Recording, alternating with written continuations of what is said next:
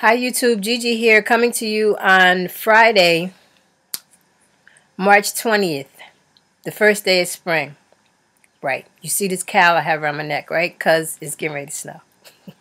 Anyway, I'm coming to you guys today because I want to share some of my finished projects, my FOs that I've done over the time since I haven't been recording and share with you guys. So that's what today's post will want to be. So if you want to see what I've been doing, stay tuned. So let me start with, since I have this around my neck, this is the Lucy Cowl by Pepperberry Knits. I think I'm saying that right. Like always, I'll put the details in the description box below. But I came across Pepperberry Knits at Vogue Knitting Live this year. Hadn't heard of them before. And she does 100% cashmere. You heard me. Right. So when I went in her booth and I saw the signs, 100% cashmere, unemployed, walk away gay. So I did touch, feel, squeeze, squish, but I walked away. So I left Vogue Knitting without any Pepperberry Knits. Shame on me, I know. But my Karen, Do You Knit? If you're in New Jersey, she's in, what is that, Westfield, New Jersey. She carries Pepperberry Knits. And if you want something that's 100% cashmere, before you start, it's not that expensive. She has these little mini skeins, and I'll put a picture in here for you to show you. But you get all of these. Okay, in this little mini bundle. I want to say it's $40, $50 maybe.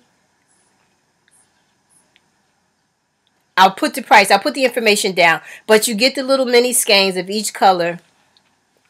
It's fairly simple project.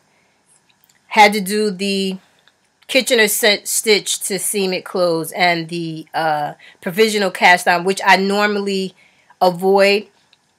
But because I wanted to do this, I did it, and I don't think I did too bad. You can't really see where my seam is there.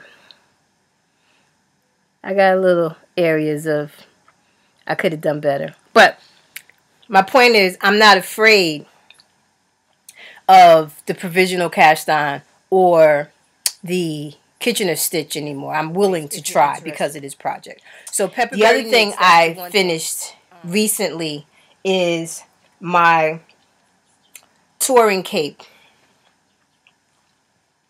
This comes from Heidi Atlanta, I believe the name of the company is. Vogue Knitting Live again. Walked past her booth. They had this in like a gold and another color.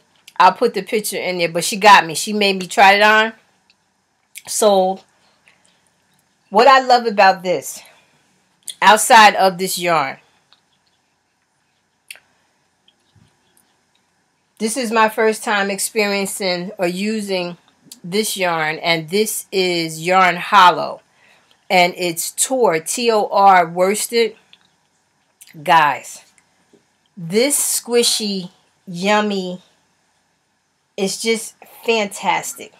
But this comes in, take it off and bring it up close for you guys to see. It comes in a kit. You get the yarn. I want to say it's 5 skeins. It's 3 skeins of the main color and 2 skeins of the contrasting color. And really simple. It's basically a rectangle, right, with 2 different textures. You have your basic stockinette stitch, and then I want to say someone said to me that this is called a broken rib.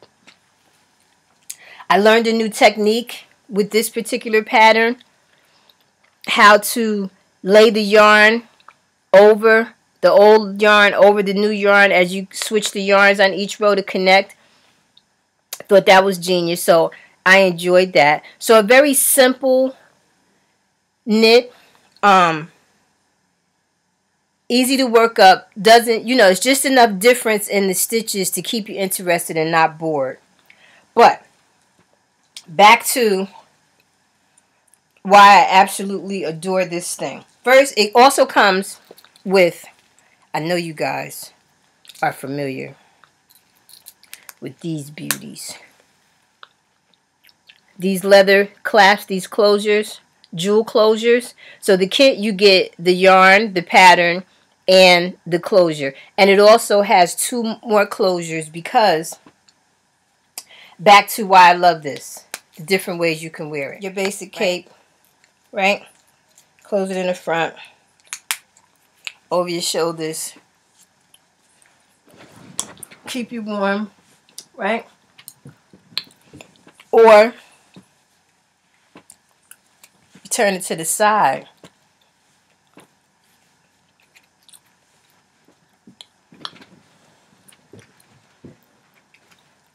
Right, so you can wear it that way as well with your closure on your shoulder. So that's an option. Or put the closure in the back.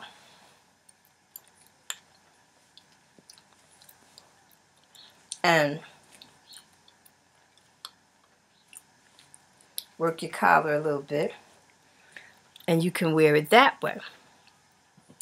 The other closure that you get is because you can close it right here and make like a sleeve. So it will be more of like a cardigan, and it comes with that closure as well. You can seam it or put the closure like right there and make it more of a sweater, if you will. And you can do that backwards and forwards. So again, very simple to make. This yarn, if you haven't tried Yarn Harlow. The other thing that I've done recently is I finally got my hands on some Pluckyknitter. Now, I call myself a yarn hoe. If you follow my blog, it's Confessions of a Yarn Hoe. Do I know about every yarn that's out there? Absolutely not. On Instagram, I kept seeing Plucktober and pluck this and pluck that. And I'm like, what is that? So someone said, well, that's when you knit and you use plucky yarn. Okay. So I found the plucky. And beautiful patterns. Actually, they had just released, as I stumbled across them, they had just released a new collection called All Bundled Up. And they had a cow that I fell in love with. Well, every time I went to their Etsy page, there was never any yarn there. It would say update coming, sold out, blah, blah, blah. So I couldn't figure out how it was that I got this yarn. Long story short, you have to sign up for their blog. They announce when they're going to do updates. And you got to act like Apple's getting ready to release a new phone and go stand online virtually. I had to set an alarm. Make sure, because I mentioned it on my Facebook page and someone said to me, be careful because you'll get cart jacked. What's that? They said, you and someone else will select the same yarn, but if you don't buy it before they do, when you go to buy it, it'll be gone out of your cart. I'm like, well, I got to fight people virtually for some yarn? What kind of crap is this? Anyway, I was successful in getting the yarn. And I made the cow. The cow is called... I'll get the name of it. But, again, I had to do provisional cast on. This called for a 3-needle bind off. But can we talk about this yummy, yummy yarn? This is Pluckyknitter Snug. Guys, their blend is a 70-20-10. Right? So it's 70% merino, 20% cashmere, and 10% alpaca. Baby, If you could get your hands on some Pluckyknitter, you better get your hands on some Pluckyknitter. And be prepared to fight whoever is trying to get in your cart and stop you from getting it. I absolutely love this. I hate that I made it at the end of the season because, you know, I got to wait now really to next winter to wear it. But when I tell you this is like sex around your neck, it's ridiculously soft. And it's squishy. It's so fluffy, you know. I love it. And then it was just an interesting, there's a, I don't know, a sort of ribbing with the main color, right? And then you have this lacy section. And then you have your contrasting where you just kind of combined with the 3-needle bind off. In love. Yummy. Okay. I could not at all waste it. So,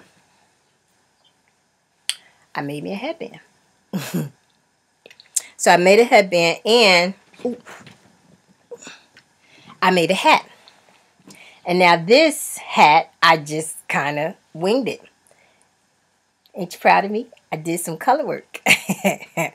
I saw a pattern where it looks like it was hearts and discovered if you really just change the color every other stitch, it looks like hearts. And I don't know if you guys know, I don't know if I shared it or not, but I love hearts. So, did I say this yarn was yummy? I said that already? Yeah. So if you did not or was not aware of Pluckyknitter, it ain't because I ain't tell you. So last time I was with you guys, I showed you